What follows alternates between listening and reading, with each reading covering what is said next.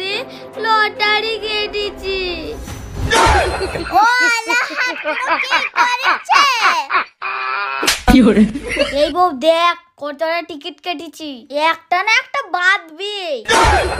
খাসি দেশি লোক টিকিট কাটি বড় লোক হয়ে যেত।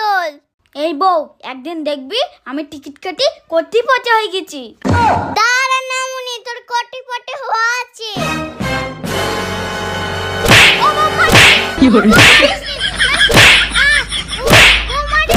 আয় ওরে বউ চলে গেছে। কি করে?